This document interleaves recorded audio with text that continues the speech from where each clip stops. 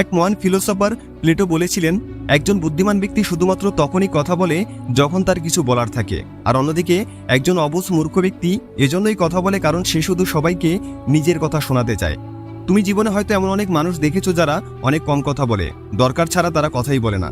আবার হয়তো এমন অনেক মানুষ দেখেছো যাদের কথা শুনতে শুনতে তোমার বিরক্ত লাগা শুরু হয়ে গেছে। তুমি মনে মনে শুধু ভেবেছিলে যে কখন তাদের কথা বলা শেষ হবে, কারণ তাদের অতিরিক্ত কথা তোমার কাছে অসহ্য হয়ে পড়েছিল। একজন বোকা ব্যক্তির পরিচয় পাওয়া যায় তার কথার মধ্যে, আর একজন বুদ্ধিমানের পরিচয় তার চুপ থাকা বা সাইলেন্সের উপর নির্ভর করে। কথাটা আমার না, কথাটা বলেছিলেন পিথাগোরাস। যে ব্যক্তি যত কম কথা বলে তার ভ্যালু, অ্যাটিটিউড ও স্মার্টনেস তত বেশি। যদি তুমি একবার শিখে যেতে পারো যে কথা বলার সময় তোমাকে ঠিক কি বলতে হবে, কোথায় বলতে হবে, কখন বলতে হবে ও কতটুকু বলতে হবে, তাহলে তুমি শুধুমাত্র তোমার কথার দ্বারা সবাইকে নিজের প্রতি অ্যাট্রাক্ট করতে পারবে। তোমার বলা প্রত্যেকটা কথা সবাই মনোযোগ দিয়ে শুনবে, তোমার কথার গুরুত্ব অন্য এক লেভেলে চলে যাবে। তোমার বলা প্রত্যেকটি শব্দ তোমার শক্তি হতে পারে, আবার তোমার বলা একটি ভুল শব্দ তোমার সাজানো সবকিছু তছনছ করে দিতে পারে। অতিরিক্ত কথা বলা বাদ দিয়ে শুধুমাত্র চুপ থাকার মাধ্যমে তুমি অনেক কিছু অ্যাচিভ করতে পারবে। তাই সবসময় কিছু বলতে গেলে বা কোথাও নিজের মতামত প্রকাশ করতে গেলে তোমাকে ঠিক যতটা বলা দরকার ততটাই বলবে, তার চেয়ে একটা শব্দ বেশি বলবে না। তোমার নীরবতা তোমার প্রতিপক্ষকে কনফিউজ করে দেয়, তারা তোমার চুপ থাকা দেখে দ্বিধাদ্বন্দ্বে পড়ে যায়। তুমি কি ভাবছো, তোমার মনে কি চলছে, বা তুমি মনে মনে কি পরিকল্পনা করছো সেটা ভেবে তারা অস্থির হয়ে পড়ে। তারা বুঝে উঠতে পারে না তুমি পরবর্তীতে ঠিক কি পদক্ষেপ নিতে যাচ্ছ বা কি করতে যাচ্ছ। যখন কোনো দলের ডিসকাশনের মধ্যে তুমি থাকবে ততক্ষণ পর্যন্ত তুমি একটা কথাও বলবে না যতক্ষণ পর্যন্ত না সবাই চুপ হয়ে যায়। সবাই চুপ হয়ে যাওয়ার পর সবার অ্যাট্রাকশন তোমার দিকে হবে। তখন তারা ভাবতে থাকবে তুমি কেন কিছু বলছো না, তোমার মনে মনে ঠিক কি চলছে, আর এই কারণে সবার ফোকাস ও আগ্রহ তোমার উপর এসে পড়বে।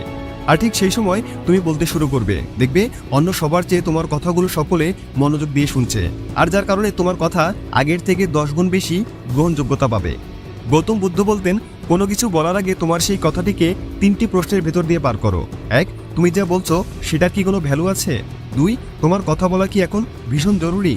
3, তোমার কথাগুলো শুনে সিদ্ধান্তর কোনো পরিবর্তন আসবে কি?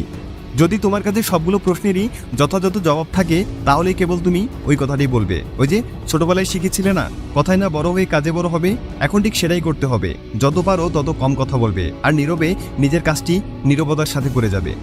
নীরবতা হলো এই ব্যস্ত কোলাহলপূর্ণ পৃথিবীর এমন একটি হাতিয়ার যেটা প্রায় দেখা যায় না বললেই চলে, কারণ সবাই ব্যস্ত যার যার যুক্তি তুলে ধরার জন্য। ভুল লজিক দিয়ে হলেও একই কথা বারবার বলে। মানুষ তার কথাটির গ্রহণযোগ্যতা পেতে চায়, কিন্তু এতে মানুষের মনে তার জন্য যে নেগেটিভিটি ছড়ায় সেটা সে বুঝে না। কথা বলার জন্য যে শক্তি আর যোগ্যতার প্রয়োজন, চুপ থাকার জন্য তার চেয়ে অনেক বেশি শক্তি আর যোগ্যতার প্রয়োজন। জীবনে যত বড় হবে তত বুঝতে পারবে যে কোনো কিছু নিয়ে তর্ক করার চেয়ে নীরব থাকাই শ্রেয়। তুমি যা বলতে চাও তা যদি নীরবতার চেয়ে বেশি সুন্দর হয় তবেই তোমার মুখ খোলো, তার আগে নয়। যেখানে সবাই নিজেকে জ্ঞানী মনে করে সেখানে শান্ত থাকাই বুদ্ধিমানের কাজ। তোমার কণ্ঠ তোমার নাম বিশ্বকে জানিয়ে দেবে, কিন্তু তোমার নীরবতার সংগ্রাম তোমাকে তোমার পরিচয় দেবে। সৃষ্টিকর্তা আমাদের কম বলেও বেশি শুনতে প্রাধান্য দিয়েছে, তা না হলে আমাদের 2টি মুখ ও 1টি কান থাকতো। কিন্তু আমাদের 2টো কান দেওয়া হয়েছে যেন আমরা কম বলি আর বেশি শুনি, কারণ কথা বললেই কেউ বড় হয়ে যায় না। যদি বলার মতো সুন্দর কিছু না থাকে তাহলে চুপ থাকাই সবচেয়ে ভালো বিকল্প। তুমি যত স্মার্ট হবে তত কম কথা বলবে। কথা কম বলে চুপচাপ নিজের কাজ করতে থাকো, কারণ খেলোয়াড়রা খেলার দিকে মনোনিবেশ করে, বাইরে বসে থাকা দর্শকের মন্তব্যে নয়। একজন বুদ্ধিমান ব্যক্তি তার কথার চেয়ে তার কর্ম দ্বারা নিজেকে প্রমাণ করে। সবচেয়ে শক্তিশালী ও প্রভাবশালী অস্ত্র হলো নীরবতা। তাই লাফিয়ে চাপিয়ে ঝগড়াঝাটি করে যেখানে কাজ হয় না সেখানে এই অস্ত্র খুব বেশি কাজ করে।